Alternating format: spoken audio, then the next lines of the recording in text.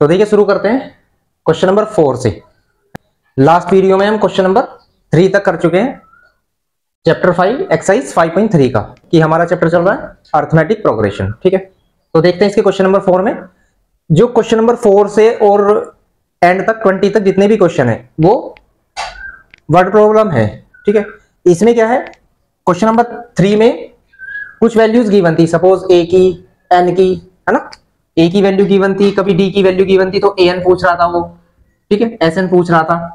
इसमें क्या है, इन क्वेश्चनों को पढ़ने के बाद यही वैल्यू हमें मिल जाएंगी और उसी तरह से होगा जिस तरह से क्वेश्चन नंबर 3 किया है, बिल्कुल सेम। ठीक है, यहां पर बस ये देखना है कि क्या पूछा गया है और क्या गिवन है। क्लियर है? तो देखते हैं इसका क्वेश्चन नंबर 4। इसमें क्या आता है, देखिए, how many terms of the AP, how many terms of the AP, ये एक एपी गिवन है, must be taken to give a sum of 636। यानी ये कह रहा है कि इस एपी के कितने टर्म लिए जाएं, है ना, हाउ मेनी टर्म्स। तो कितने टर्म लिए जाएगा मतलब हमें क्या फाइंड करना होगा, नंबर ऑफ टर्म्स के लिए हम n फाइंड करते हैं। क्लियर है? और एपी ये गिवन है, इसमें जो a हो जाता है हमारा first term is 9, common difference, common difference कितना होगा, second term minus first term, यानी 17 माइनस 9 दैट इज 8। क्लियर है? एंड ये क्या गिवन है, सम ऑफ 636, यानी जितने भी उसके टर्म है जो हमें फाइंड करना है उनका सम। हमने मान लिया इसके जो n टर्म है जिनका सम 636 है, इसका मतलब ये क्या हुआ, Sn that is 636, n term का सम ही 636 है। क्लियर है? अब देखिए, a की वैल्यू गिवन हो गई, d की वैल्यू गिवन हो गई, एंड Sn गिवन हो गया, तो हमें क्वेश्चन नंबर 30 की तरह Sn का ही फॉर्मूला यूज करना होगा। क्लियर है? सो Sn का फॉर्मूला क्या होता है, n/2 into 2a plus n minus 1 into D. देखिए Sn की वैल्यू 636 हम यूज करेंगे, इज इक्वल टू n हमें फाइंड करना है, सो n ऐसे ही रहेगा, n/2 2 इंटू a की वैल्यू है 9 प्लस n की वैल्यू फाइंड करनी है माइनस 1 इंटू डी की वैल्यू है 8। क्लियर है? अब देखिए यहां पर क्या हो सकता है, ये जो 2 है इसकी मल्टीप्लाई होगी जैसे हम बता चुके हैं, और 9 की इनमें मल्टीप्लाई होगी। पहले थोड़ा सिंप्लीफाई कर लेते हैं, 636 is equal to n/2, 9 to जा 18 प्लस 8 की दोनों में मल्टीप्लाई कर सकते हैं, 8n माइनस 8, और सिंप्लीफाई करेंगे, 636 is equal to n/2, 18 minus 8 that is 10 plus 8n। अब देखिए, या तो इस 2 की हम यहां मल्टीप्लाई कर सकते हैं, या यहां से अगर कुछ कॉमन आ रहा है, जैसे कि यहां 2 कॉमन आ रहा है, सो हम कॉमन ले सकते हैं पहले और उस 2 से इस 2 को कैंसिल कर सकते हैं। तो 636 is equal to n/2 into, तो जो हम कॉमन ले रहे हैं मल्टीप्लाई में आएगा, यहां क्या बचता है जब हमने 2 कॉमन ले लिया, 2 5 जा 10, 2 कॉमन ले लिया, 2 4 जा 8। अब देखिए ये 2 से 2 कैंसिल हो जाएगा। अब हम n की दोनों में मल्टीप्लाई कर लेते हैं, यहां देख सकते हैं 636 इज इक्वल टू n की जब 5 में मल्टीप्लाई करते हैं 5n, ठीक है, प्लस n की जब 4n में मल्टीप्लाई करते हैं तो क्या आएगा, 4n स्क्वायर। क्लियर है? अब देखिए ये क्वाड्रेटिक इक्वेशन बन चुकी है। कैसे, इसे इधर ले जाने के बाद उधर तो 4n स्क्वायर है प्लस 5n है, और जब ये इधर जाएगा माइनस 636 इज इक्वल टू 0। हमने इसे पहले रखा क्योंकि स्टैंडर्ड फॉर्म जो होती है किसी भी क्वाड्रेटिक इक्वेशन की ax square plus bx plus c की फॉर्म होती है। ठीक है, और तो पहले x स्क्वायर, ये n में है तो पहले n स्क्वायर वाला पार्ट आएगा, फिर n वाला पार्ट आएगा, फिर कांस्टेंट टर्म आएगी, और मेनली हम इसे प्लस में रखते हैं इसलिए हम इसको इधर ले जाते हैं। अगर हम इस पार्ट को इधर लाए दोनों को तो ये माइनस में हो जाता है। ठीक है, नाउ अब क्या करना है, देखिए इसकी, क्योंकि क्वाड्रेटिक इक्वेशन में अगर यहां पर कोई वैल्यू दे रखी है, n स्क्वायर का कोई कोफिशिएंट दे रखा है, तो उसकी मल्टीप्लाई करते हैं 636 यानी कांस्टेंट टर्म में, और उसके ऐसे फैक्टर करते हैं जो माइनस करने के बाद ये आ जाए, है ना, तो ये थोड़ा बड़ी डिजिट हो जाएगी। तो इसके लिए हम क्या करते हैं, दूसरा मेथड ये है कि आपको 4 के अलग फैक्टर कर लेने हैं और 636 के अलग फैक्टर कर लेने हैं। ठीक है, 4 के फैक्टर तो मेनली 2 इंटू 2 होंगे, तो हम यहां करते हैं 636 के फैक्टर क्या होंगे, 2 3 जा 6, है ना, एंड 2 1 जा 2, ठीक है, और 2 8 जा 16, फिर 2 से डिवाइड करेंगे, 2 1 जा 2, 2 5 जा 10, एंड 2 9 जा 18, फिर हम इसे डिवाइड करते 3 से, 3 5 जा 15, 3 3 जा 9। क्लियर? अब 53 एक प्राइम नंबर है, यानी 53 से ही डिविजिबल है, सो 53 से ही डिवाइड करेंगे दैट इज 1। अब देखिए ये तो इसके फैक्टर आ गए और 4 के भी तो फैक्टर थे 2 इंटू 2। अब इन्हीं में से हम पेयर बना लेंगे इस टाइप से कि कोई भी दो, एक ये और एक ये हो सकता है ना, या एक पेयर इसका बन सकता है और एक ये सिंगल हो सकता है। क्लियर है? जैसे कि 2 2 जा 4 2 जा 8, हाँ 8 2 जा 16 और 16 3 जा 48। क्लियर है? इंटू 53। इस तरह से कोई भी पेयर बनाकर हम ये चेक कर लेते हैं कि क्या उन दोनों का डिफरेंस 5 आता है।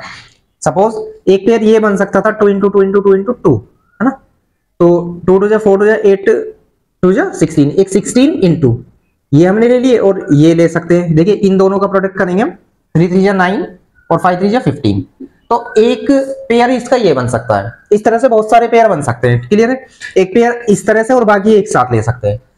मेनली हमें वो डिजिट पता करनी है जिनका डिफरेंस 5 आ जाए, है ना, क्योंकि इनकी मल्टीप्लाई करने के बाद तो वही आएगा जो 4 की 636 में मल्टीप्लाई करने के बाद आएगा। सो देखते हैं, इसका तो 5 डिफरेंस नहीं होता है एंड इन दोनों को देखेंगे तो 53 और 48 का डिफरेंस जो है 5 बैठता है, तो हमारे क्या फैक्टर हुए 48 इंटू 53। क्लियर है? अब आपको क्या करना है, हमारे फैक्टर हो चुके हैं 48 इंटू 53। ठीक है, क्योंकि जब हम 53 इंटू 48 की मल्टीप्लाई करते हैं तो जो इसकी मल्टीप्लाई आएगा वो आएगा, बट हम 53 को 48 में से माइनस करते हैं, दैट इज 5। ठीक है, अब हमें क्या करना है, 4n स्क्वायर प्लस 5 के प्लेस पर रखना है 53 minus 48 into n minus 636 is equal to 0। Clear है? फैक्टर तो आपको करने आते ही होंगे, प्लस क्या करना है 53n माइनस 48n, है ना, इसकी दोनों में मल्टीप्लाई करते हैं minus 636 is equal to 0। Pair बनाएंगे, कॉमन लेंगे, यहां से क्या कॉमन है, ओनली n। ठीक है, कॉमन आपको मालूम ही होगा कि जो डिजिट दोनों को डिवाइड कर देगा जिसमें से हम कॉमन ले रहे हैं। सो n कॉमन लेने के बाद यहां क्या बचता है 4n, n कॉमन यहां से लिया है, क्या बचता है 53। क्लियर है? यहां क्या कॉमन है, अब आप देख सकते हैं यहां है स्टार्टिंग माइनस से, तो माइनस कॉमन लेंगे और ऐसी डिजिट जो दोनों को डिवाइड कर दे। इसके लिए हम ये देख सकते हैं कि यहाँ 4n आया हुआ है तो अंदर भी 4n आएगा कॉमन लेने के बाद। ठीक है, तो अगर मैं यहां से 12 कॉमन लूंगा, 12 से इसे डिवाइड करते हैं तो 4 टाइम्स डिवाइड हो जाएगा, समझ रहे? तो माइनस की 12 कॉमन है और 12 से इसे डिवाइड करते हैं तो 4 आएगा और n भी तो बचता है वहां, और हमने माइनस कॉमन लिया है तो ये माइनस का साइन प्लस का हो जाएगा, और 12 से जब इसे डिवाइड करेंगे आप बिना देखे 53 लिख सकते हैं, बट आपका कॉमन सही होना चाहिए। नाउ ये दोनों ब्रैकेट हमारी कंडीशन ये है कि सेम आते हैं, 4n plus 53 and n minus 12 is equal to 0। अब दोनों को हम 0 के इक्वल अलग अलग रखते हैं, दैट इज ये इज इक्वल टू 0। तो यहां से जो आपकी n की वैल्यू आती है, देखिए 4n is equal to minus 53, n is equal to minus 53/4। ठीक है, और इसे 0 के इक्वल रखते हैं, n minus 12 is equal to 0, तो n की वैल्यू 12 आती है। अब हमें n की वैल्यू ही तो फाइंड करनी थी। अब बता सकते हैं आप कौन सा हमारा आंसर होगा, ये या ये? हमारा आंसर होगा ये, बिकॉज हमने बताया था जो n की वैल्यू होगी हमें पॉजिटिव लेनी है ना। भाई नंबर ऑफ टर्म्स ऐसे तो नहीं होते, जब इसे डिवाइड करेंगे पहली बात तो ये माइनस में है, और जब इसे डिवाइड करेंगे तो पॉइंट में आएगा। नंबर ऑफ टर्म्स ऐसे थोड़ी होते हैं कि 6.5 टर्म, है ना। तो हमारा जो नंबर ऑफ टर्म्स इस क्वेश्चन में होगा वो हमारा answer n is equal to 12, यानी नंबर ऑफ टर्म्स 12 होंगे। इस सीरीज के अगर हम 12 टर्म्स ले लें तो उनका जो सम है 636 बैठता है। क्लियर है? तो ये क्वेश्चन आपको समझ में आ गया होगा। इसके बाद चलते हैं इसके नेक्स्ट क्वेश्चन पर।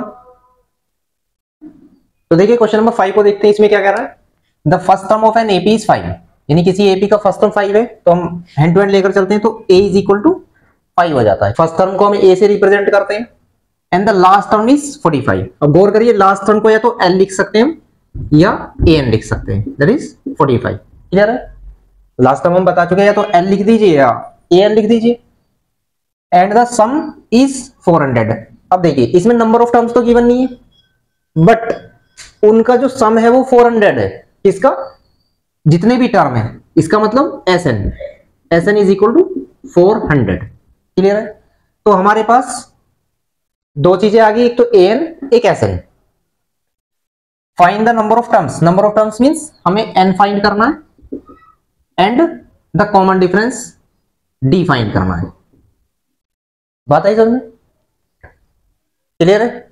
अब देखिए an का फॉर्मूला आप जानते होंगे कौन सा होता है, एंड चलिए an का फॉर्मूला क्या होता है हम वही अप्लाई करेंगे, a plus n minus 1 into d is equal to 45। Clear है? a की वैल्यू हम यहाँ सब्स्टिट्यूट कर सकते हैं, a is 5 plus n minus 1 into d is equal to 45।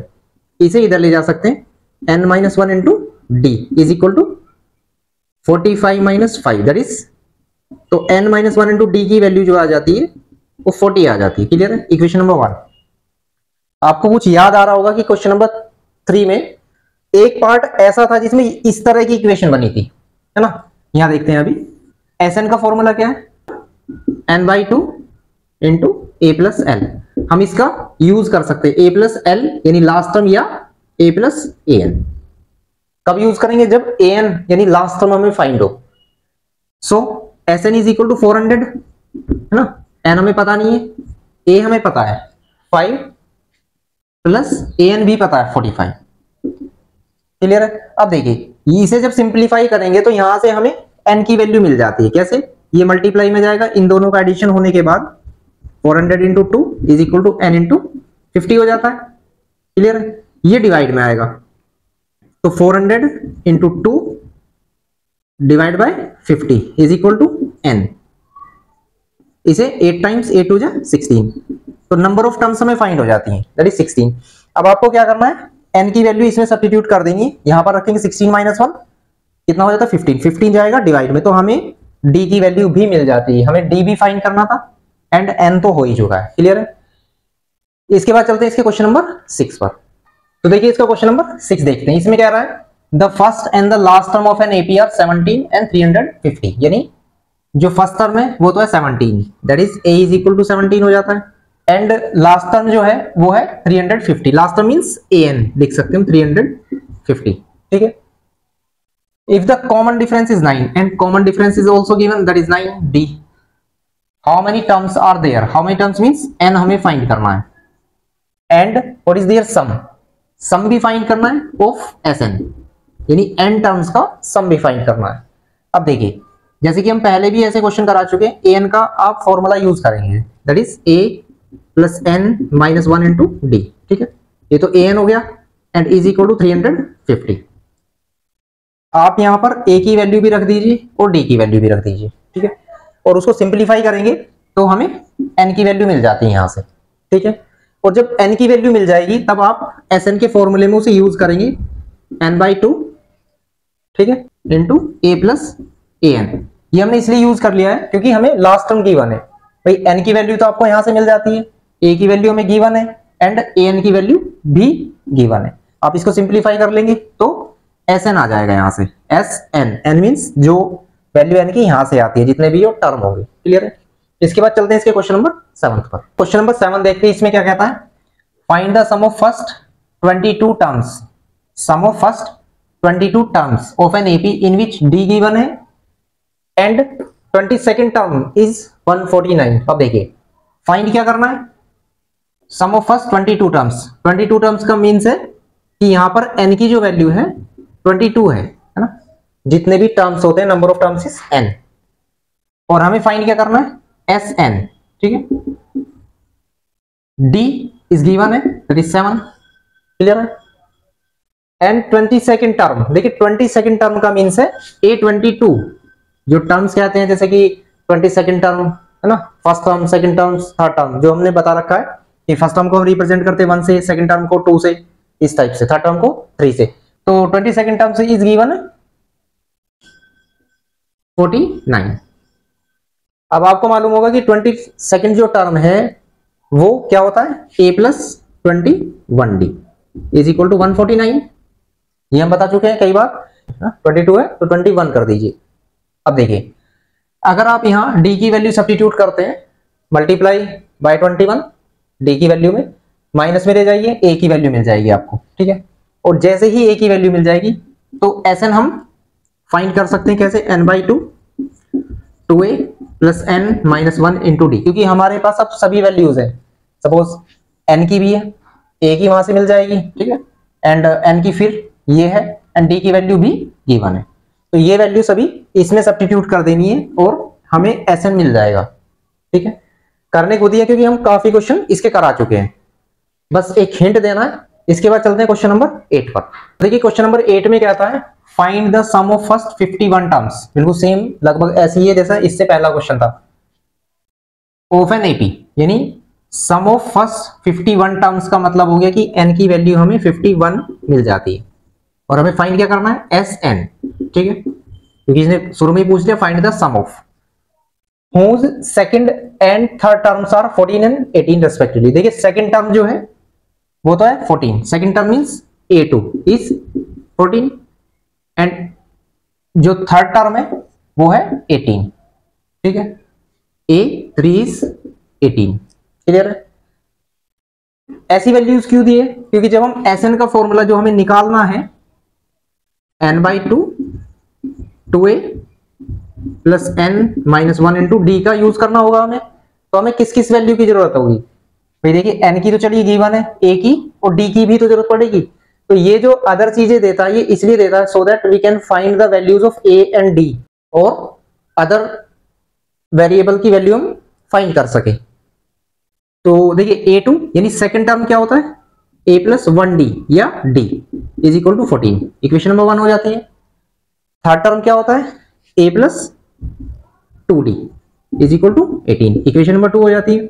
आपको इन दोनों को एलिमिनेशन से सोल्व कर देंगे तो इजीली ही सिंप्लीफाई डायरेक्टली हो जाता है। तो हमें यहां से जैसे कि d minus 2d we get minus d, भाई 1d में से 2d माइनस होगा तो हमें 1 मिलता है ना, वो भी माइनस के, और हमें 1 लिखने की जरूरत नहीं है, इज इक्वल टू 14 में से 18 माइनस होगा तो माइनस 4 बचता है। तो यहां से d की जो वैल्यू है 4 आ जाती है। क्लियर है? माइनस से माइनस कैंसिल आउट हो जाएगा। d की वैल्यू किसी भी एक इक्वेशन में रखनी है, आपको a की वैल्यू मिल जाएगी, ठीक है। देखिए d की वैल्यू अगर हम यहाँ 4 रख दें तो वो इधर माइनस में चला जाता है, 14 माइनस 4, तो a की वैल्यू आपको 10 मिल जाती है। ये दोनों वैल्यू आपको सब्स्टिट्यूट करनी है इसमें, क्योंकि हमें फाइंड तो ऐसे नहीं करना है ना, a की और d की हमें मिल जाएगी, यानी d की तो मेनली मिल चुकी है, a की आपको सिस्टमैटिक तरीके से सोल्व करने के बाद ही निकालनी है और फिर n की है ही इसी फॉर्मूले में हम अप्लाई कर देंगे। So we get SN। Clear है? नाउ इसके नेक्स्ट क्वेश्चन पर चलते हैं। तो देखिए क्वेश्चन नंबर 9 में क्या था, if the sum of first 7 terms, बिल्कुल सेम ही सिस्टम चल रहा है, sum of first 7 terms of an AP is 49। इस बार 7 टर्म्स का सम गिवन है, यानी S7 गिवन है, दैट इज 49, ठीक है। एक तरह से n की वैल्यू हम फर्स्ट कंडीशन में 7 कह सकते हैं, एंड दैट ऑफ 17 टर्म्स, और 17 टर्म्स का जो सम है 289, S17, ठीक है। भाई सम के लिए हम S लिखते हैं, जितने भी टर्म्स है यहां लिख देते हैं, S17 is equal to 289। Clear है? Find the sum of first n terms, यहां भी sum of first n terms, n terms means Sn हमें फाइंड करना है। देखिए इसने कहा है n टर्म्स, इसका मतलब है जो n की वैल्यू होगी इस फॉर्मूले में जब हम अप्लाई करेंगे तो n ही रखा जाएगा, क्योंकि इसने स्पेसिफिकली हमें दिया नहीं है कि n की वैल्यू कितनी होगी, बस इसने पूछ लिया कि n टर्म्स का सम निकालना है, ठीक है। देखते हैं। अब देखिए S7 मींस यहां जो n की वैल्यू है वो 7 है ना, और यहां पर जो n की वैल्यू है वो 17 है, ठीक है। चलिए Sn का फॉर्मूला ही हम यूज करेंगे। देखिए Sn का फॉर्मूला होता है n/2 2a plus n-1 into d is equal to कितना हो जाता है 49, ठीक है। हम यहाँ n के प्लेस पर 7 रख देते हैं, 7/2 2a, बाकी हमें ना तो a की वैल्यू गिवन है ना d की वैल्यू गिवन है, n के प्लेस पर 7-1 into d is equal to 49, ठीक है। अब देखिए जैसे हम बता चुके हैं कि ये इसके मल्टीप्लाई में है तो ओवरऑल डिवाइड में जाएगा, या क्योंकि ये टोटल मल्टीप्लाई में है इसलिए हम इससे इसे कैलकुलेट भी कर सकते हैं, डिवाइड कर सकते हैं। 7 से 49 को करेंगे, 7 7 जा 49, ठीक है। और ये जो 2 है 2 की मल्टीप्लाई हो जाएगी, तो देखिए 2a ये plus 6d is equal to 7 2 जा 14, इक्वेशन नंबर 1 कह सकते हैं, ठीक है। सेम प्रोसेस यहां पर फॉर्मूला भाई Sn का n/2 2a plus n-1 into d is equal to 289, n के प्लेस पर यहां क्या रखा जाएगा 17, तो 17/2 2a plus 17-1 into d is equal to 289, ठीक है। सेम प्रोसेस, ये 17 डिवाइड में जाएगा, 2 मल्टीप्लाई में जाएगा, या 17 से हम डायरेक्टली इसे डिवाइड कर सकते हैं 17 टाइम्स, क्योंकि 17 का स्क्वायर होता है 17 इंटू 17, 2 जाएगा मल्टीप्लाई में, ठीक है। तो यहां बचता है 2a plus 16d is equal to 34, equation number 2 है ना। 17 2 34, ठीक है। अब देखिए यहाँ पर दो इक्वेशन बन चुकी हैं, हमने इसलिए डिवाइड नहीं किया है, एक डिजिट से कर भी सकते हैं दोनों को, ये भी हो रही है 2 से टोटल और ये भी 2 से हो रही है। अदरवाइज हम ये भी कर सकते हैं, चलिए 2 से हम इसे डिवाइड कर सकते हैं, 2 से, तो यहाँ a बचता है 2 1 2, 2 3 6 एंड 2 7 14, इसे हम इक्वेशन नंबर 1 कह देते हैं। यहाँ लिख सकते हैं dividing by 2, on dividing by 2, ठीक है, ये आ जाती है। सेम प्रोसेस यहाँ पर 2 से डिवाइड करेंगे तो a प्लस 2 8 16 एंड 2 से 17, इक्वेशन नंबर 2 इसे क्या देते हैं, ठीक है। यहां भी हम डिवाइड किया हमने बाय 2, ठीक है। अब आपको क्या करना है, एक इक्वेशन के मतलब इन्हें दोनों को एलिमिनेशन मेथड से या सब्स्टिट्यूशन मेथड से सोल्व कर लेंगे, इज इक्वल टू 7, ठीक है। इक्वेशन नंबर 1 थी, आपको सोल्व कर लेना है, ए और डी की वैल्यू यहां से फाइंड कर लेनी है, और जैसे ही दोनों वैल्यू आ जाएंगी फिर हमारा जो एसएन का फॉर्मूला है वो क्या होता है, n by 2 2a plus n minus 1 into D, ठीक है। n तो n ही रहेगा इसमें क्योंकि इसने n टर्म्स का सम पूछा है, और a और d की वैल्यू आपको यहाँ सब्स्टिट्यूट कर देनी है, a और d की, ठीक है, और उसको सिंप्लीफाई कर लेंगे, वही हमारा आंसर होगा। क्लियर है। इसके बाद चलते हैं इसके क्वेश्चन नंबर 10 पर। तो देखिए क्वेश्चन नंबर 10 देखते हैं, इसमें क्या कहता है, so that a1 a2 dash dash an dash dash form an AP where an is defined as below, यानी an गिवन है ना, an का मींस, an मींस किसी एपी का nth term. Also find the sum of the first 15 terms in each case, दोनों ही cases में, इसमें दो पार्ट है, दोनों ही केसेस में एक तो ये बताना है कि ये एपी है ना, इससे एक एपी बनती है, ठीक है। एंड फिर इसके जो 15 टर्म्स है दोनों ही केसों में 15 टर्म्स का सम भी निकालना है, यानी S15 हमें फाइंड करना है। तो देखिए जब भी कोई किसी एपी का nth टर्म है ना, nth टर्म दे रखा हो in the form of n की ही फॉर्म में, समझ रहे भाई। एक तो ये होता है कि मान लीजिए उसने कहा nth टर्म 34 है, ठीक है, तो ये दूसरा मैटर हो जाता है। अगर उसने ये कहा कि उस किसी सीरीज का nth टर्म n+1 है, और ऐसा भी हो सकता है कि 2n प्लस या 2n माइनस 3 है, इस टाइप से n की फॉर्म में दिया गया हो, तो हमें क्या करना है उस कंडीशन में, n के प्लेस पर आप सिस्टमेटिक 1 2 3 4 रखते चले जाइए, और जो सीरीज बनेगी उसको ये चेक करना है, उसको ये दिखाना है कि वो एक एपी है सपोज। चलिए ये फर्स्ट पार्ट आपको सेकंड की तरह करना है, हम सेकंड करके दिखाते हैं। तो हमें an गिवन है, हम a1 यानी जैसे ही हम इसमें 1 रख देते हैं तो इसका फर्स्ट टर्म निकल कर आ जाता है n के प्लेस पर 9 माइनस 5 इंटू 1 है ना, n के प्लेस पर जो भी रखेंगे 5 में मल्टीप्लाई करेंगे। सेम या n के प्लेस पर जो भी रखेंगे, मेनली तो 1 2 3 ही रखना है, स्टार्टिंग 1 से ही करनी है। तो देखिए कितना हो जाता है 9 माइनस 5, 5 × 5 दैट इज 4, क्लियर है। तो इसका फर्स्ट टर्म हमें मिल जाता है। अगर हम 2 रखते तो 9 माइनस 5 इंटू 2, ठीक है, यहां पर रखना है 5 2 10, 9 माइनस 10 वी गेट -1, 9 में से 10 माइनस करेंगे a3, 9 माइनस 5 इंटू 3 मल्टीप्लाई करिए 15, 5 3 15, 9 में से 15 माइनस कर देंगे, कितना बचता है -6, ठीक है। मेनली आपको 3 या 4 टर्म निकाल सकते हैं, जैसे कि 4 टर्म और निकाल लेते हैं, 9 माइनस 5 इंटू 4, ठीक है, कितना हो जाता है 9 माइनस 20 वी गेट -11, ठीक है। अब जो सीरीज बनती है, सीरीज देखिए first term 4, second term -1, third term -6 and -11 and so on, ऐसे ही चलता रहेगा। हमें ये शो करना है कि ये एक एपी है, और एपी कैसे दिखाते हैं हम भाई, अगर हम एक तरह से D1 कहते हैं, यानी सभी का डिफरेंस सेम होना चाहिए, 2-3 टर्म तक ये दिखा सकते हैं। तो देखिए अगर मैं सेकंड टर्म में से माइनस करूं फर्स्ट टर्म, यानी इसमें से माइनस करना 4, कितना आता है -5, -1 एंड -4 दैट इज -5। अगर मैं D2 निकालूं, D2 से मैं इनसे मेरा सेकंड वाले पार्ट में से, यानी अगले टर्मों को माइनस करने के बाद जो डिफरेंस मिलता है, तो यहां पर मुझे -6 में से, भाई पहले इसमें से ये माइनस कर दिया, अब -6 में से माइनस करना है -1 को। तो देखिए -6 में से माइनस करना है -1 को, जैसे हम बता चुके हैं जब इधर की वैल्यू रखते हैं या कोई माइनस में रखते हैं तो मेनली ब्रैकेट का यूज कर लेते हैं। अब यहाँ माइनस माइनस हो जाता है प्लस, तो इन दोनों का जो सॉल्यूशन है वो भी -5 होगा, क्योंकि -6 + 1 माइनस होंगी। बस इतना काफी है कि आप देख सकते हैं कि इन दोनों का डिफरेंस चाहे तो आप D3 भी निकाल सकते हैं, इसका भी डिफरेंस बिल्कुल सेम तरीके से निकलेगा जैसे हमने D2 निकाला। ठीक है, तो because D1 is equal to D2 and आप लिख सकते हैं कि D3 सभी इक्वल्स हैं, common difference is same, so this है ना AN फॉर्म एन AP, या लिख सकते हैं, देखिए इसे हम हटा देते हैं, so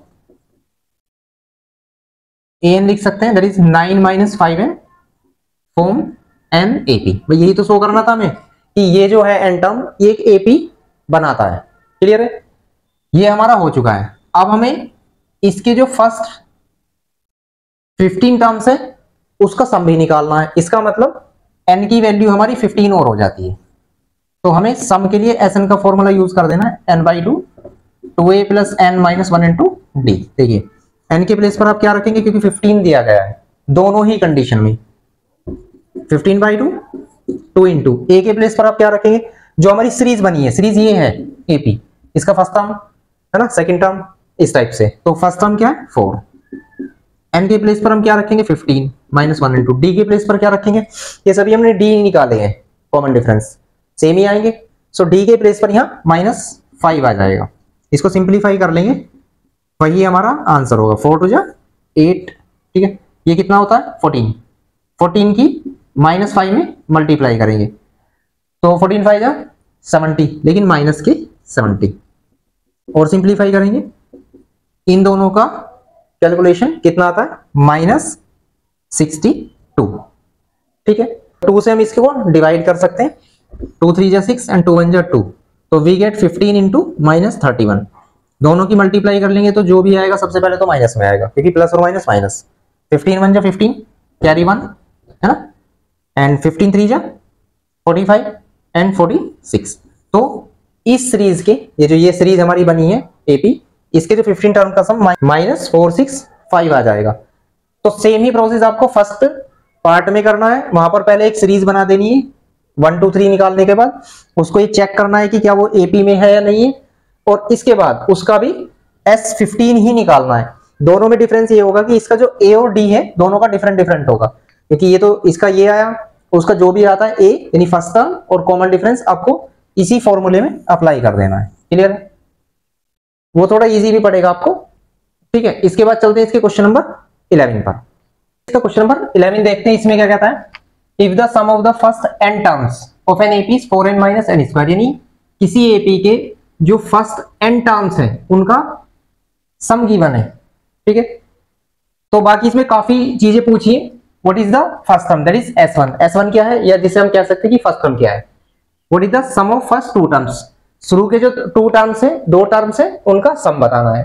what is second term, second term क्या है। सिमिलरली हमें फाइंड करना है third term, 10th term and nth term. ठीक है, देखिए इंपॉर्टेंट भी क्वेश्चन है, और इसको करने के 2 मेथड हैं। एक तो ये है, गौर करिए, इससे पहला जो हमने क्वेश्चन किया था उसमें an गिवन था। an जैसे हमने बताया था कि अगर an n की टर्म में हो, सपोज 3 + 4n है ना, तो हम उसमें n के प्लेस पर 1 2 3 रखकर सीरीज बना लेते हैं। बट यहां क्या है, यहां जो है n टर्म का सम यानी Sn, वो जो है Sn जो है वो n की फॉर्म में है। ठीक है, तो इसमें ऐसा नहीं करना है कि हम n के प्लेस पर 1 2 3 रख दें, ऐसा नहीं होगा, कि हमें पता है Sn का क्या फॉर्मूला होता है, n/2 2a + n - 1 × d। तो ये भी तो Sn का ही फॉर्मूला है, और ये इज इक्वल टू हम इसके रख सकते हैं। क्लियर है, पहले हम अंदर का थोड़ा सिंप्लीफाई कर लेंगे, जैसे कि 2a सेम है, d के अंदर मल्टीप्लाई कर लेंगे nd - d।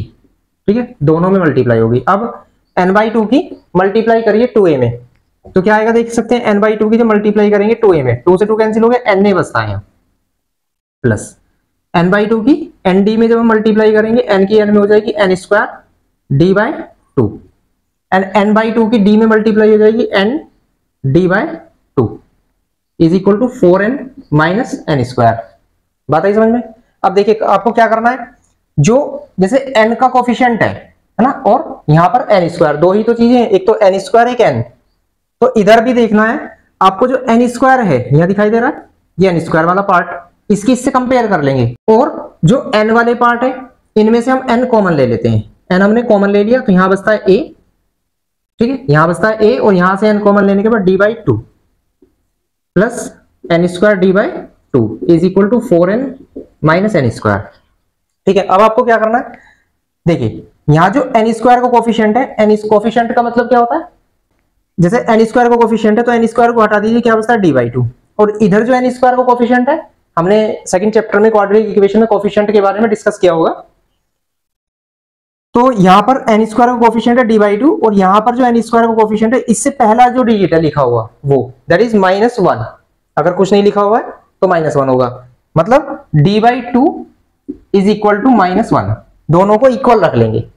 ठीक है, n स्क्वायर का कोफिशिएंट जो यहाँ है और जो n स्क्वायर का कोफिशिएंट यहाँ है, कोफिशिएंट मेनली वही होता है, जैसे 2x स्क्वायर लिखा हुआ है, हम ये कहने लगे कि x स्क्वायर का कोफिशिएंट बताइए, तो x स्क्वायर की जिसमें मल्टीप्लाई हो रही है, जिस कांस्टेंट में मल्टीप्लाई हो रही है वो उसका कोफिशिएंट होता है, ये कहीं कि x स्क्वायर को हटा दीजिए, जो बचता है वो उसका कोफिशिएंट होगा। ठीक है, तो इससे क्या होगा, हमें क्रॉस मल्टीप्लाई करने के बाद d की वैल्यू मिल जाती है -2। क्लियर है, अब d मिल गई।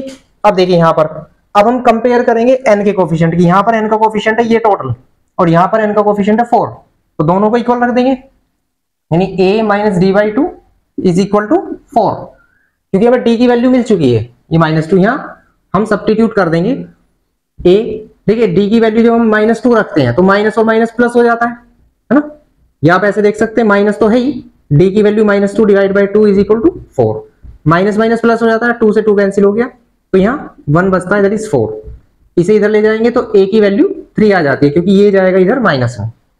ठीक है, प्लस का है तो माइनस में जाएगा। अब देखिए हमारे पास a भी आ चुका है, d भी आ चुका है, इसने क्या पूछा था, what is the first term, first term means होता है हमारा a। ठीक है, तो फर्स्ट टर्म क्या है इसका 3, इसको हम s1 भी कह सकते हैं।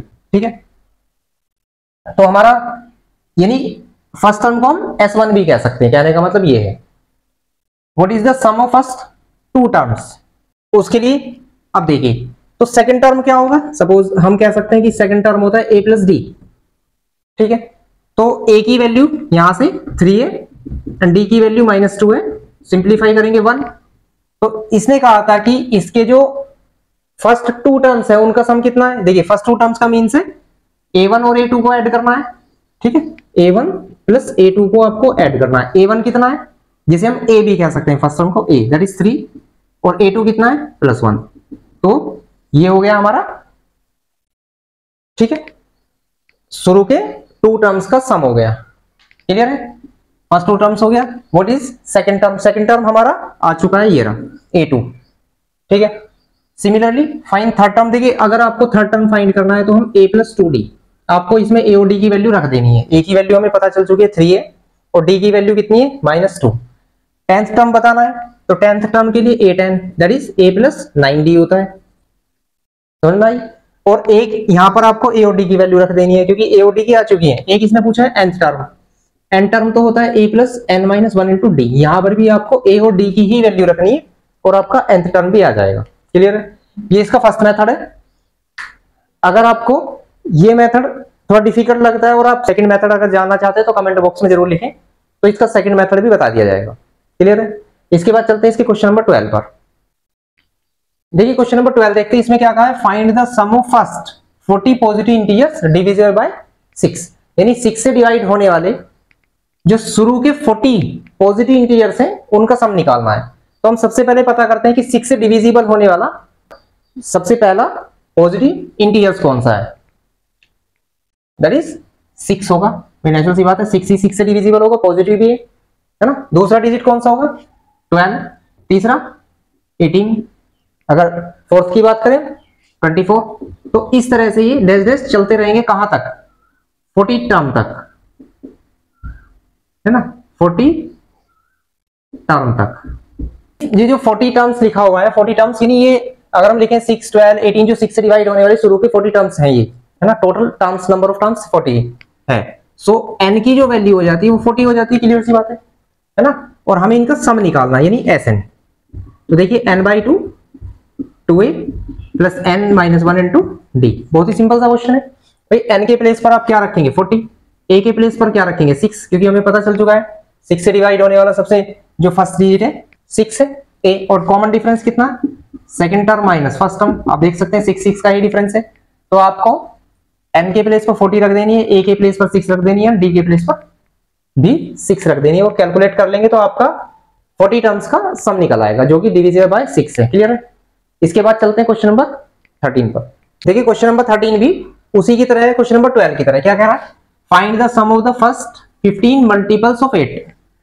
मल्टीपल का मीन्स है कि जो डिजिट 8 से डिविजिबल है, शुरू की 15 डिजिट ऐसी लेनी है जो 8 से डिविजिबल है। तो क्या होंगी, 8 तो 16, 24 है ना, 32 डैश डैश।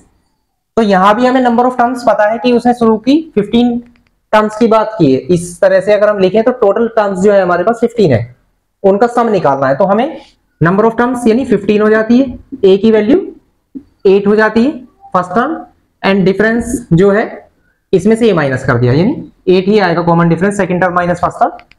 ठीक है, तो इन्हीं का ही तो सम निकालना है ना। मल्टीपल्स ऑफ 8 का मीन्स है 8 से डिविजिबल होने वाले नंबर ही लेने हैं, जैसे इससे पहले क्वेश्चन में 6 से डिविजिबल नंबर पूछा था उसने।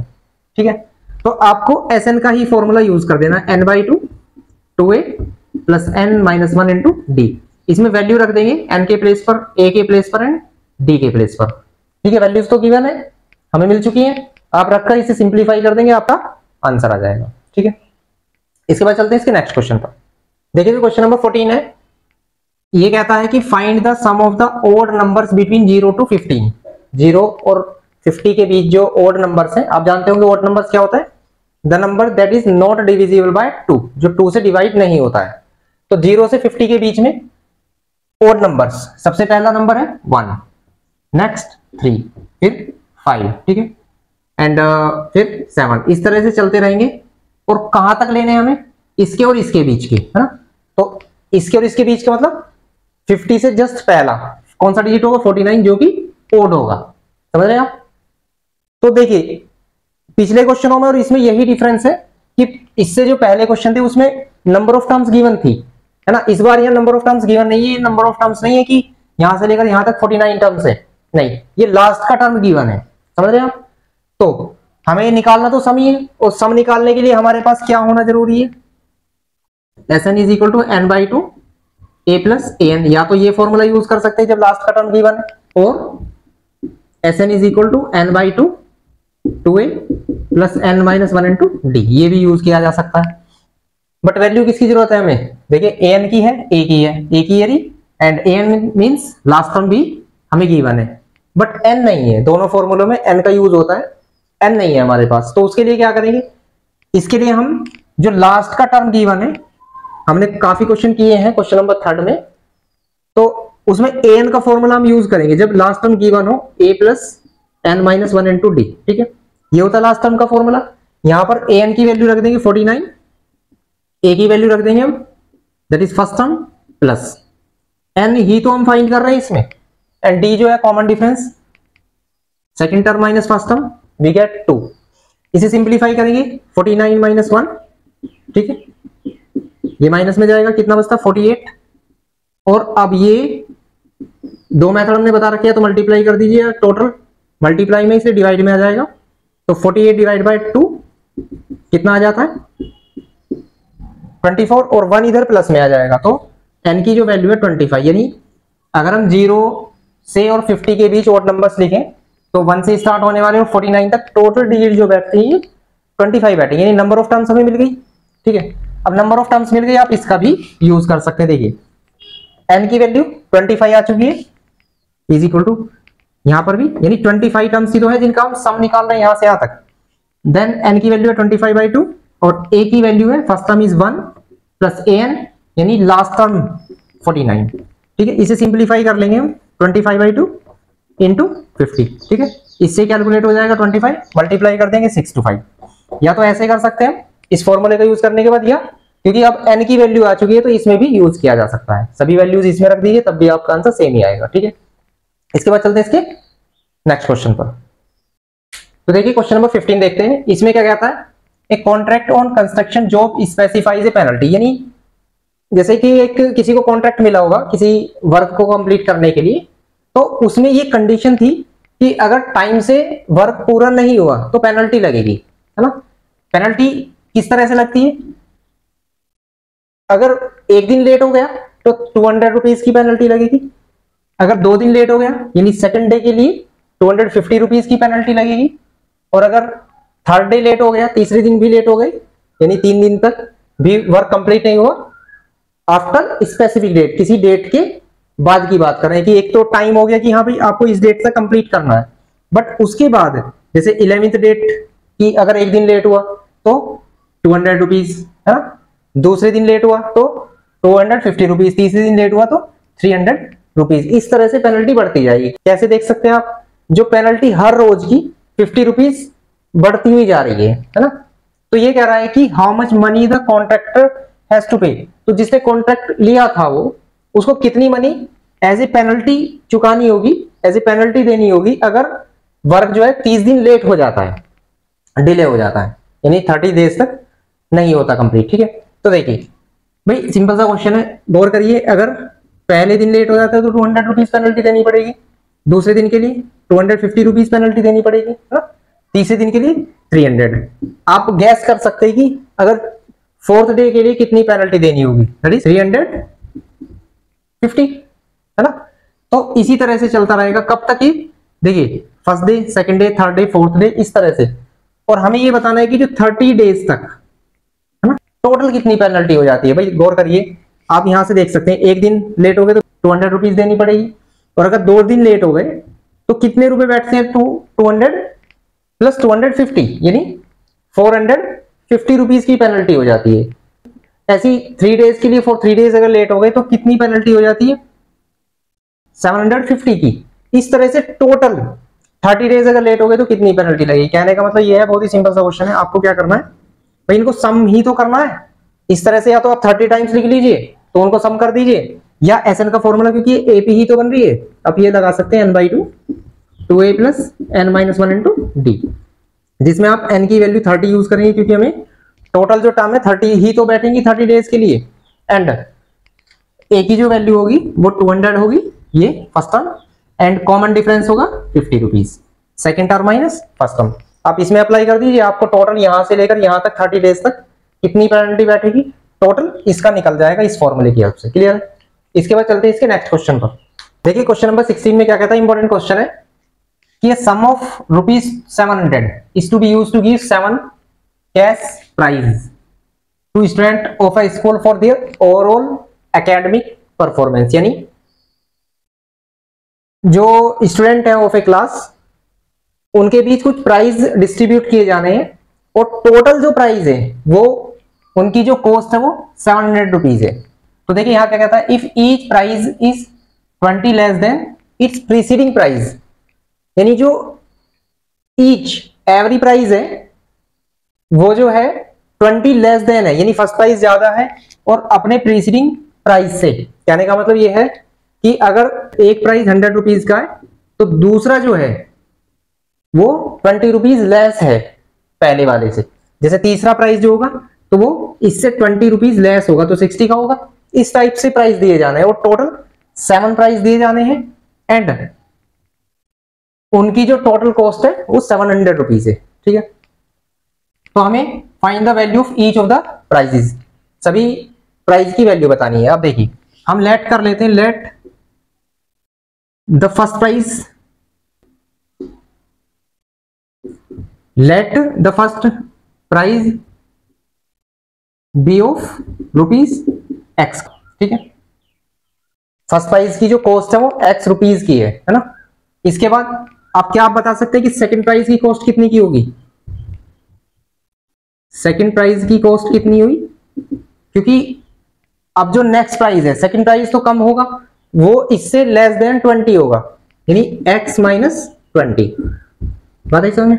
इसी तरह से जो थर्ड प्राइस है वो कितने का होगा, इससे लेस देन 20, यानी अपने पहले वाले से 20 लेस देन हर प्राइस। तो इसका मतलब इसमें से 20 कम कर दीजिए, X माइनस 20 तो है ही, इसमें से 20, तो आप देख सकते हैं X माइनस ही 40 हो जाएगा। बताइए समझ। तो इस तरह से हमें फर्स्ट प्राइस X रुपीज का है, सेकंड प्राइस X माइनस 20 का है, थर्ड प्राइस X माइनस 40 का होगा, है ना, और फोर्थ प्राइस होगा X माइनस 60 का होगा, क्योंकि आप इसमें से 20 माइनस कर देंगे 20 माइनस करने पे माइनस माइनस ऐड ही तो होते हैं, बट साइन माइनस का। इस तरह से ये टोटल 7 प्राइस है, ठीक है। इनकी जो टोटल कॉस्ट है, इनका जो टोटल सम है वो 700 है, ठीक है। हमें देखिए यहाँ पर n की वैल्यू पता है, टोटल नंबर ऑफ प्राइस 7 है। First term is x, common difference second term minus first term, ठीक है, क्योंकि AP ही है ये, तो इसका जो कॉमन डिफरेंस आ जाता है वो -20 आ जाता है। हम क्या करेंगे, Sn का फॉर्मूला यूज करेंगे, n/2 2a plus n - 1 into d। अब देखिए Sn मीन्स S7 है ना, n की वैल्यू तो 7 है, और टोटल जो 7 टर्म्स का ही तो सम इसने 700 दिया है, तो यहां पर तो आ जाएगा आपका 700, ठीक है। n की वैल्यू 7 है, डिवाइड बाय 2, 2 इंटू a की वैल्यू x है, प्लस n की वैल्यू 7 - 1 इंटू d की वैल्यू ये आ जाती है -20। इसको सिंप्लीफाई करेंगे, देखिए 7 से इसे कैलकुलेट कर लेते हैं 700, ये मल्टीप्लाई में जाएगा 200, ठीक है, और ये कितना हो जाता है 2x। बात है समझ में, ये मल्टीप्लाई में जाता है और यहां बचता है 2 के x में मल्टीप्लाई कर देंगे 2x, ये माइनस होगा 7 - 1 6, और 6 की मल्टीप्लाई कर देंगे 20 में, वो भी -20 में। तो सबसे पहले तो साइन आता है माइनस का, ठीक है, 6 2 120, ठीक है, मल्टीप्लाई होगी।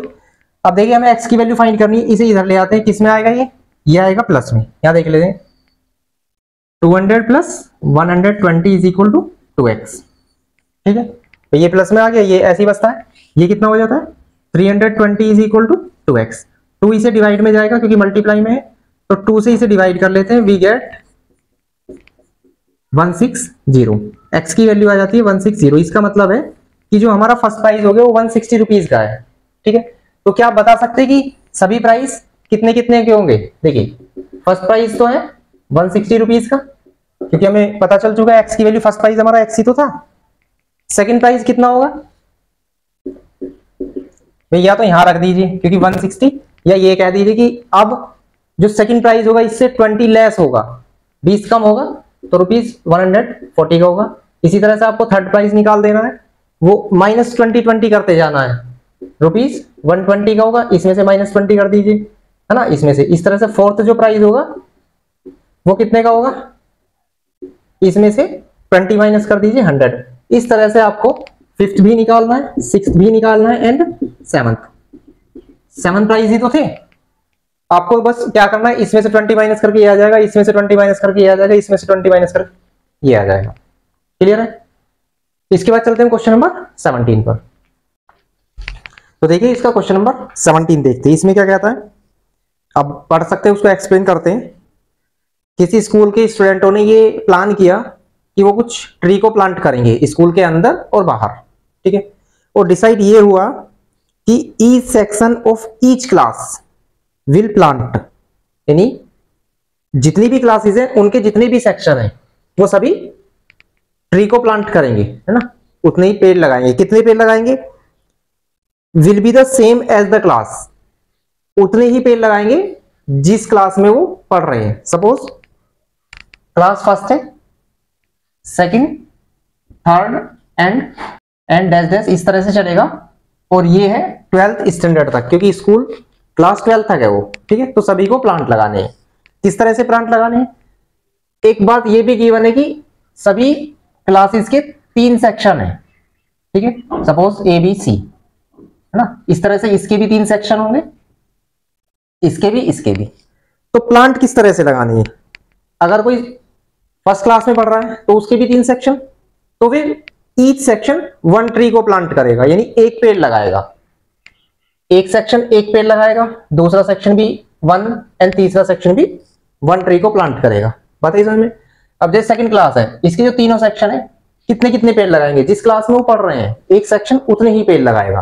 तो यहां पर 2 2 एंड 2, यानी सेक्शन ए भी, बी भी और सी भी 2 प्लांट्स लगाएंगे। तो आप गैस कर सकते हैं जो क्लास 3 है उसके भी 3 सेक्शन होंगे, ये कितने कितने प्लांट लगाएंगे?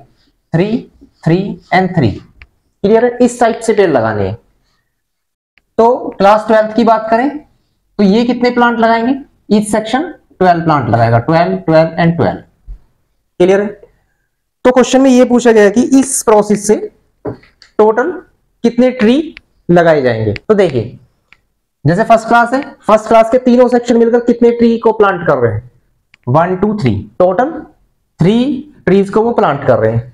सेकंड क्लास के बच्चे जो तीनों सेक्शन है कितने पेड़ लगाएंगे, कितने ट्री लगाएंगे? That is 2 2 and 2, total 6। Third class की बात करें तो 3 3 एंड 3, दैट इज 9। इस तरह से ये प्रोसेस हमारा चलता रहेगा। कब तक? 12th क्लास तक। देखें तो 12th क्लास के जो तीनों सेक्शन टोटल मिलकर कितने ट्री को प्लांट कर रहे हैं?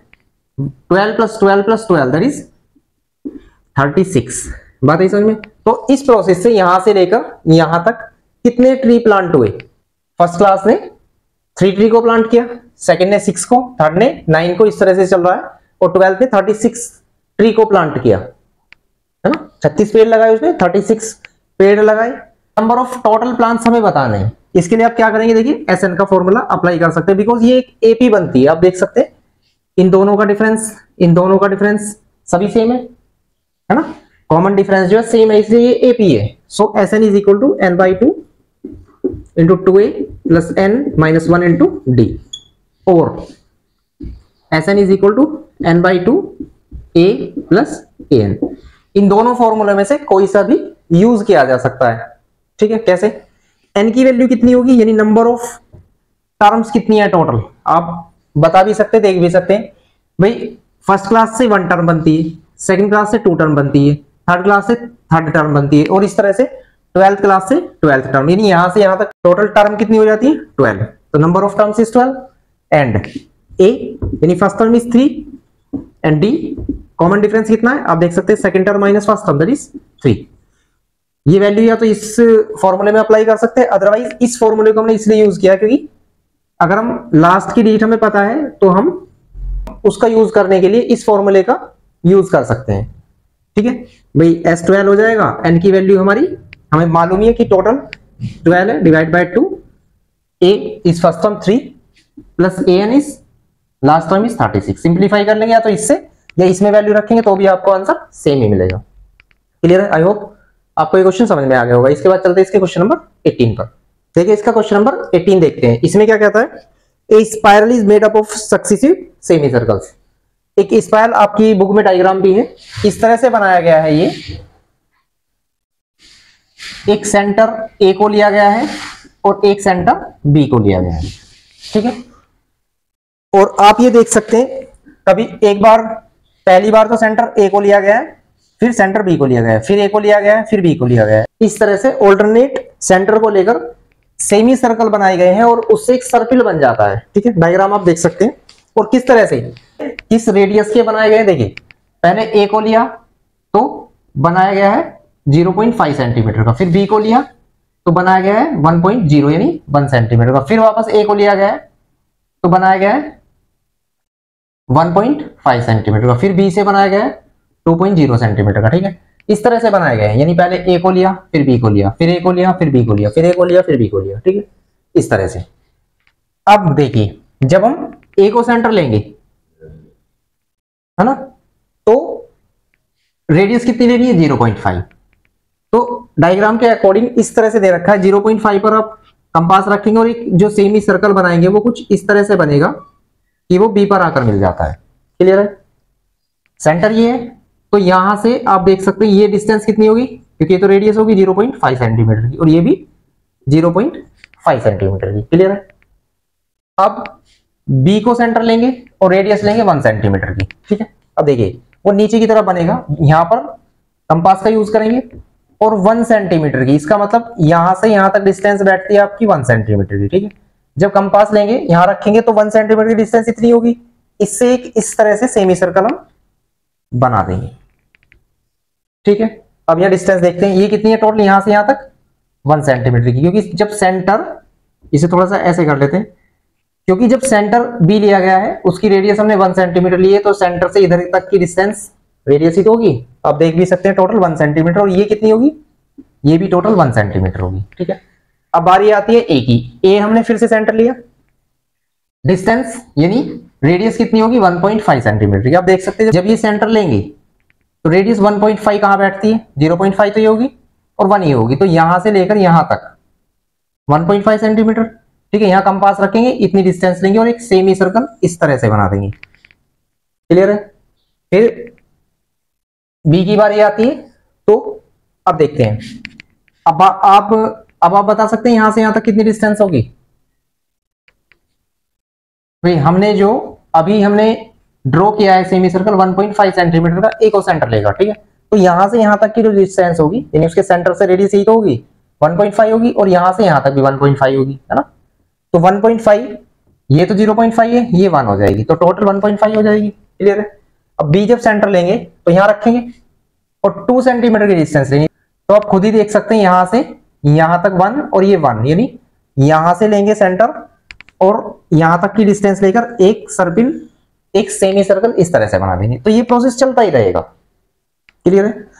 तो अब ये कहता है इस तरह से टोटल 13 सेमी सर्कल बनाए गए हैं, है ना। 1 2 3 4 प्रोसेस ऐसे ही चल रहा है। टोटल 13 अगर बनाए जाएं तो टोटल लेंथ कितनी होगी, यानी सर्किल की टोटल लेंथ कितनी होगी 13 सेमी सर्कल की, यानी ये प्लस ये इस टाइप से हमें फाइंड करना है। और पाई की वैल्यू आपको यूज करनी है 22/7। क्लियर है। अब देखिए सबसे पहले बात करते हैं इस वाले सेमी सर्कल की, है ना।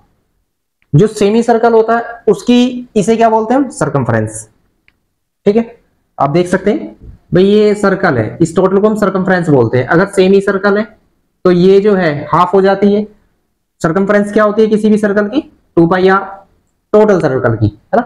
बट बात करते हैं सेमी सर्कल की, इसकी ये क्या होगी, कितनी आएगी, ये होगी इसकी हाफ, पूरे सर्कल की हाफ हो जाएगी। हाफ का मतलब बाय 2, वी गेट πr। ठीक है। यानी अगर हमें ये फाइंड करनी है तो हमें फॉर्मूले का यूज करना होगा πr। क्लियर है। तो अब हम बात करते हैं जब इसकी, है ना, जो ए सेंटर से सबसे छोटे वाले सेमी सर्कल की, तो इसकी ये डिस्टेंस निकालने के लिए, ये लेंथ निकालने के लिए हम फॉर्मूला यूज करेंगे पाई इंटू आर, या पाई R1 भी कह सकते हैं, या R1 की वैल्यू रख सकते हैं। R1 मतलब जो सबसे पहले वाले की जो रेडियस है, प्लस अगर हम इसकी बात करें जो हमने नीचे बनाया था बी सेंटर लेकर, है ना, तो उसके लिए भी भाई इसकी, ये भी सेमी सर्कल है, इसकी भी पाई आर से निकलेगी, बट पाई R2 क्योंकि यहां पर रेडियस चेंज हो जाएगी। ठीक है। और इसी तरह से हम तीसरे की बात करें तो पाई R3 होगी प्लस डैश डैश पाई R13, क्योंकि टोटल 13 सेमी सर्कल उसने बनवाए थे। तो हमें इसका ही सम निकालना है, टोटल एस कह सकते हैं हम इसे, या S13 कह सकते हैं। बात है समझ में।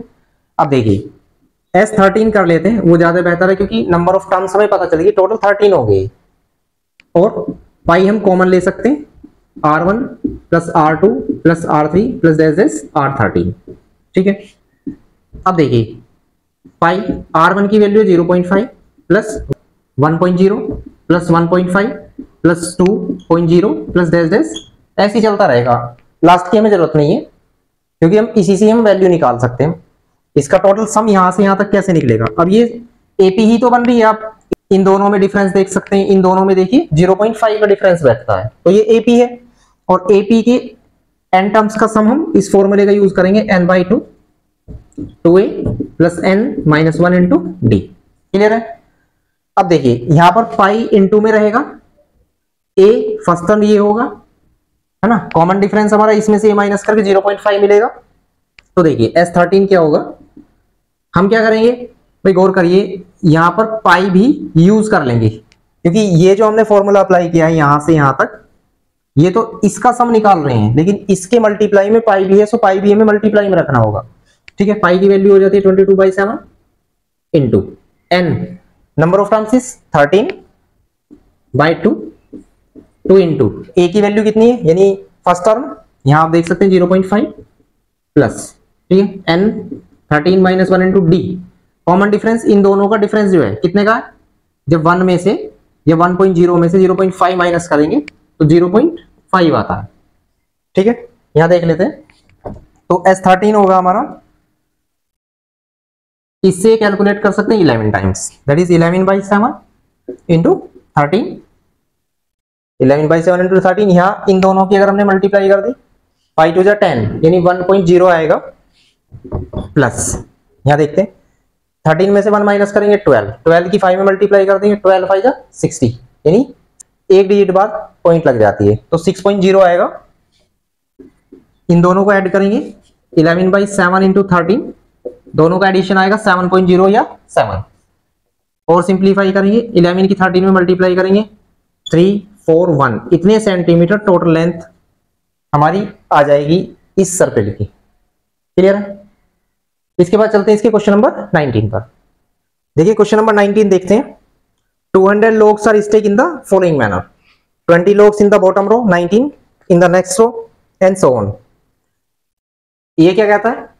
इस तरह से logs को इकट्ठा किया गया है, ठीक है, और इसके ऊपर ये है, फिर इसी टाइप से ये है, ठीक है। रफली डायग्राम है किस तरह से, जो सबसे बॉटम की रो है इसमें तो है 20 logs, डायग्राम देख सकते हैं, इसमें तो है 20, इसमें 19 होंगे, इसमें 18 होंगे, और इसी तरह से सीरीज चलती रहेगी। यानी फर्स्ट रो में 20, सेकंड रो में 19, थर्ड रो में 18, इस टाइप से ये चल रहा है, ठीक है। टोटल जो logs हैं ये 1, 2, 3, अगर इनकी टोटल काउंटिंग की जाए तो ये 200 logs है ना, टोटल 200 होंगे। तो ये पूछना चाह रहा है क्वेश्चन में, in how many rows are the 200 logs placed, कितनी रो में 200 logs को रखा जा सकता है, यानी 200 logs को रखने के लिए कितनी रो की जरूरत पड़ेगी। And how many logs in the top row, और जो सबसे ऊपर की रो होगी उसमें कितने logs होंगे, ठीक है। logs मीन्स होता है लकड़ी के जो गट्ठर से होते हैं, लकड़ी के जो लट्ठे होते हैं, इस टाइप से हम कह सकते हैं।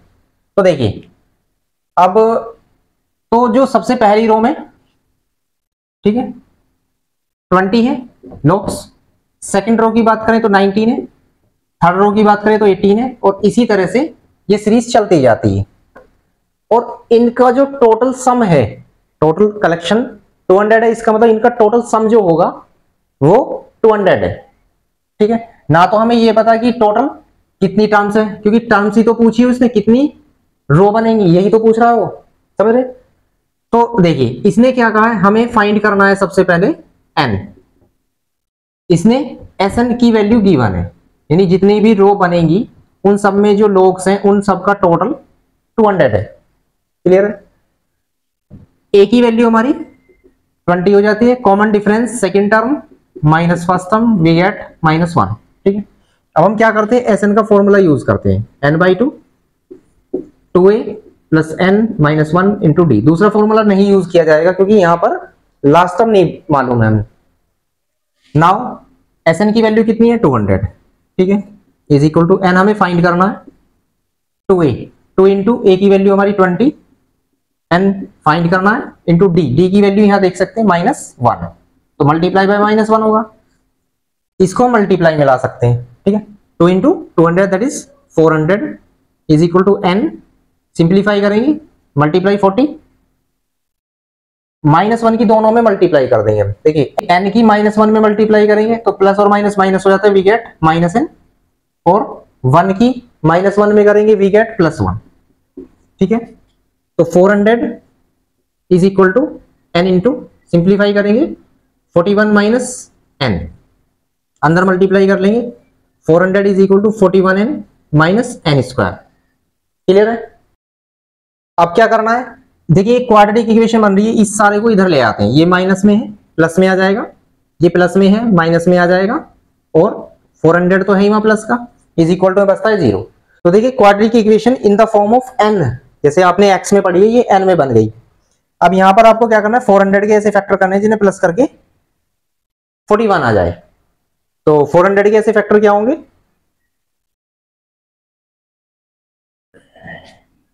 तो देखिए इसके फैक्टर होंगे 25 इंटू 16, ठीक है, क्योंकि 25 और 16 की अगर हम मल्टीप्लाई कर दे तो 400 आ जाता है, और इन दोनों को प्लस कर ले तो 41 आ जाता है। तो अब हमें क्या करना है, n स्क्वायर सेम रहेगा, माइनस जो 41 के प्लेस पर जो हमारे फैक्टर आए हैं 25 plus 16n and plus 400 is equal to 0। Clear है? सिंप्लीफाई करते रहेंगे, n square minus 25n minus 16n plus 400 is equal to 0। Clear है? ये तो आपको आते ही होंगे, इसकी दोनों में मल्टीप्लाई कर लेंगे तो साइन बार माइनस का, इसलिए दोनों के साइन माइनस के हो जाएंगे, और n दोनों के साथ रखा जाएगा। नाउ अब हम पेयर बनाते हैं और कॉमन ले लेते हैं। यहां से क्या कॉमन है, n दोनों में से, ठीक है। n माइनस 25 बचता है, माइनस 16 कॉमन होगा दोनों में, ठीक है, क्योंकि स्टार्टिंग माइनस है तो माइनस तो लेंगे ही लेंगे, और 16 ऐसी डिजिट है जो दोनों को डिवाइड कर देगी, तो 16 से इसे डिवाइड करेंगे, n बचता है, और जब हमने माइनस कॉमन लिया तो ये साइन चेंज होगा, और 16 से इसे डिवाइड करेंगे तो 25 इज इक्वल टू 0। तो ये सेम पेयर आ जाते हैं, n minus 25 n minus 16 is equal to 0। तो एक वैल्यू तो हमारी 25 आ जाती है और एक वैल्यू हमारी 16 आ जाती है, ठीक है। मालूम ही होगा जब हम 0 के इक्वल रखेंगे तो ये इधर चला जाता है, n इज इक्वल टू 16 आ जाएगी। इसी तरह से इसे 0 के इक्वल रखेंगे तो n की वैल्यू 25 आ जाएगी। क्लियर है। अब देखिए, अब n मींस था, n का क्या मतलब था, नंबर ऑफ रोज। ये हमने लेट किया था, let number of rows be n, जो हमें फाइंड करनी थी। अब देखिए, लेकिन प्रॉब्लम क्या है, नंबर ऑफ रोज 25 होंगी या 16 जिनमें, यानी इस तरह से या हम 25 बनाए टोटल या 16 हो, कि टोटल जो बैठ जाए ये लोग्स 200 बैठ जाए, है ना। ये एक इंटरेस्टिंग चीज है यहाँ पर। कैसे, अगर आप देखें प्रैक्टिकली देखें इसे, भाई मान लीजिए पहले में 20 है, फिर 19, फिर 18, और इस तरह से 16 रोज बनाए, है ना, और 16 तक इन्हें काउंट करें तो 200 बैठता है। समझ रहे आप, 20, 19, 18 इस तरह 16 टर्म ले लें आप, तो उनका जो टोटल सम है 200 बैठता है।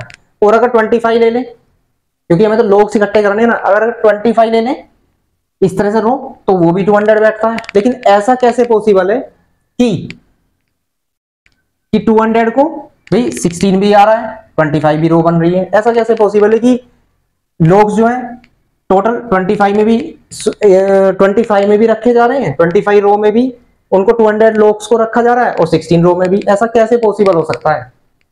बात आ गई समझ में।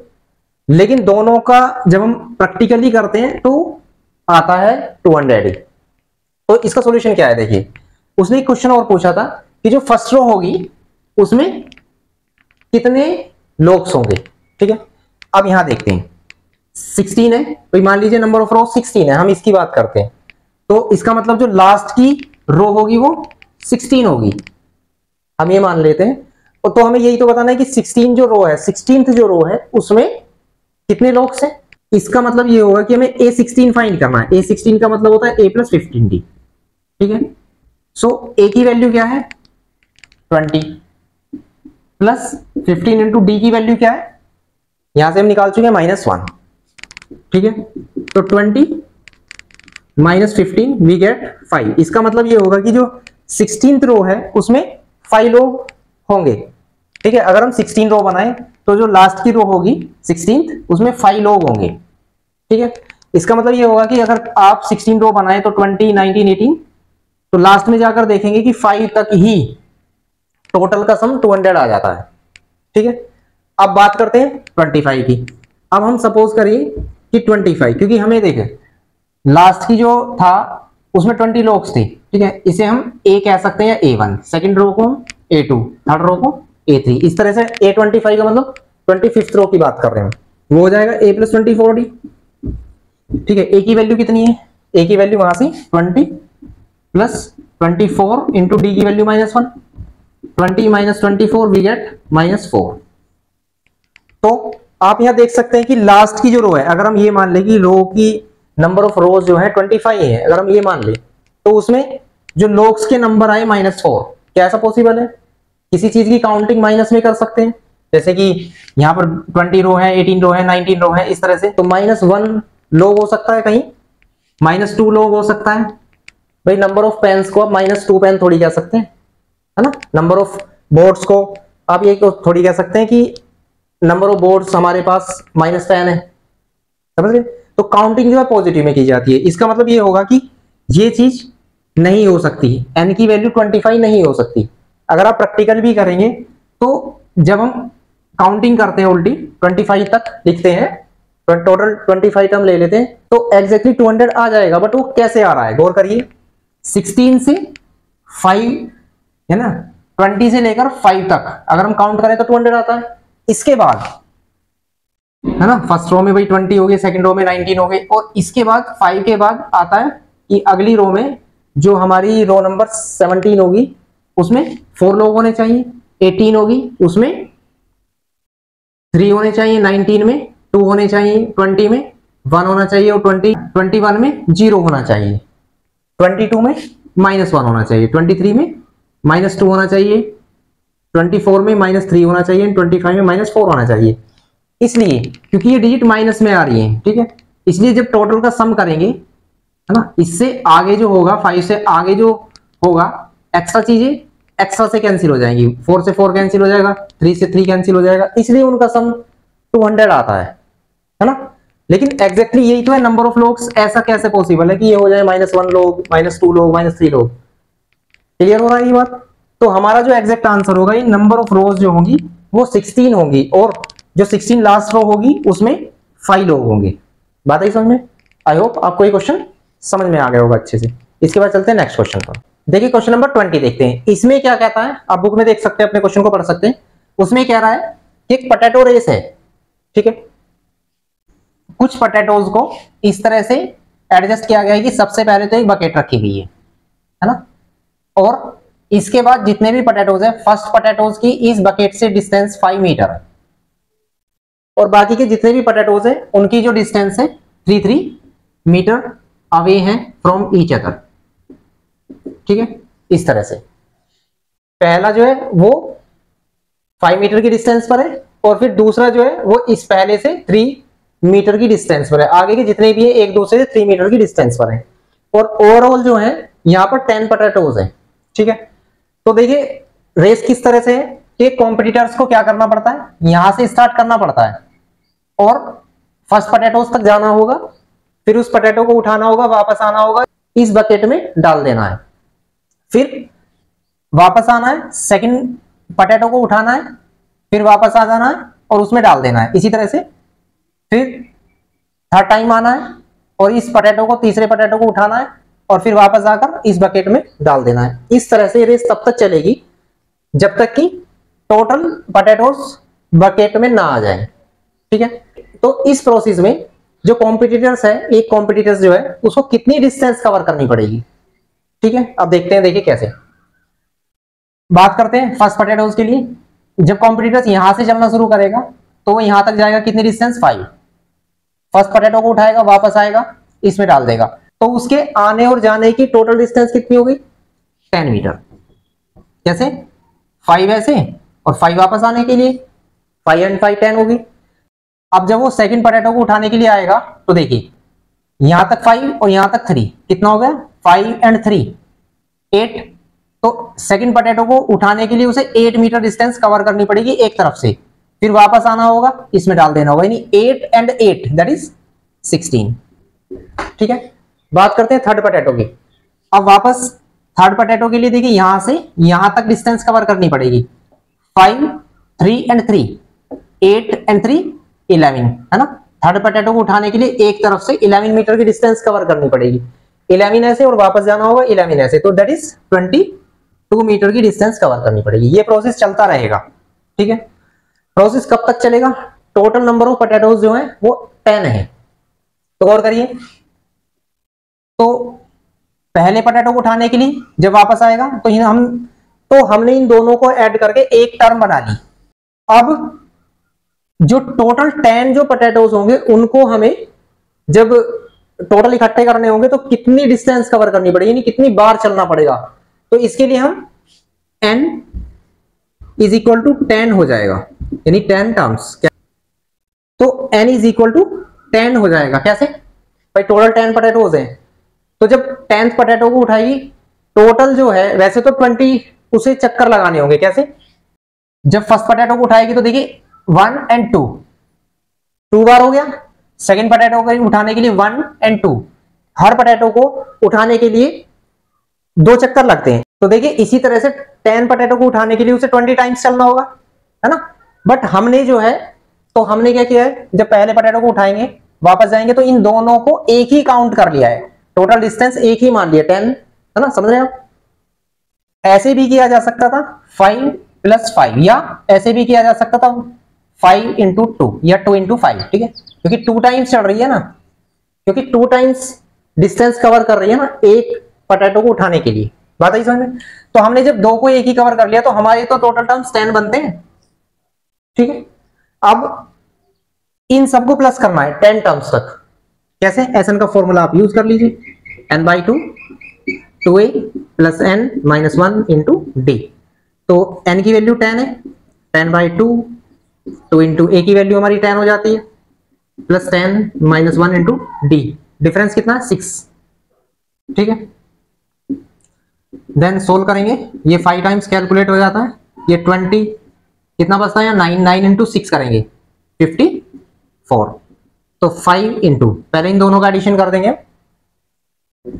4 and 7 74, जो भी आएगा इसको मल्टीप्लाई करने के बाद इतने मीटर डिस्टेंस कवर करनी पड़ेगी इस पोटैटो रेस में किसी भी कंटेस्टेंट को, जो यहां से और 10 पोटैटोज को उठाकर स्टेप बाय स्टेप उस बकेट में रखेगा। क्लियर है? आई होप आपको ये पूरी एक्सरसाइज अच्छे से समझ में आ गई होगी। इसके बाद मिलते हैं नेक्स्ट वीडियो में नेक्स्ट एक्सरसाइज के साथ।